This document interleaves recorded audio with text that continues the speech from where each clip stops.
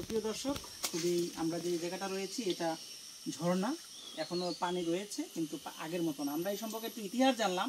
এখানে কি ছিল মামা, আপনার কাছে একটু জানতে চাইবো।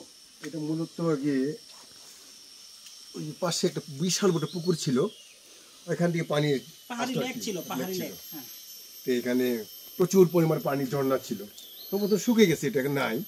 কিন্তু এটার যতুক জানি এই জম্পুষ্কুনি, এই জম্পুষ্কুনিতে জানা কথা শোনা কথা কি এখানে নাকি পরীদের বাস ছিল। আচ্ছা, পরীরা নাকি যদি কেউ কিছু করে ক্ষতি করতো আর কি, আচ্ছা, তাদের কেউ ক্ষতি করলে, মানে এই ধরনের ইতিহাস শুনেছি আর কি। যাই হোক, এখন বর্তমানে সেই ঝর্ণা নেই, তবু মোটামুটি আছে।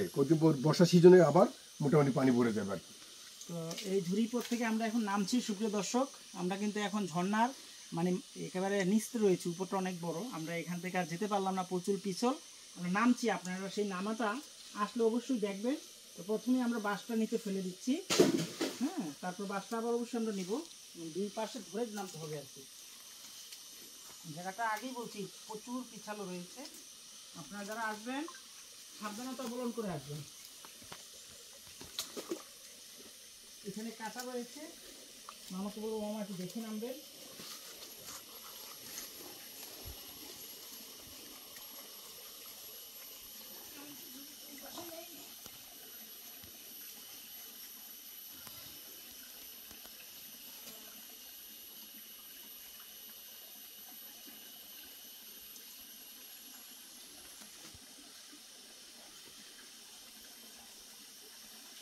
লাফ দেওয়া যাবে না, আর নিচে পাথর রয়েছে, যেগুলো দুর্ঘটনা ঘটতে পারে।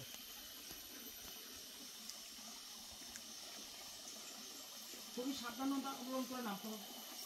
অনেক কষ্ট হলো নামতে। আমরা এইখানে চলে যাবো এখন, আর একটা ঝিরি দ্বারা।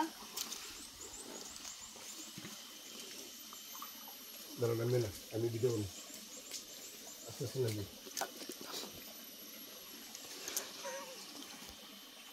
একটু কষ্ট করে নামতে হবে মামা, এক হাত ধরে ধরে আপনি আসেন। আয়ু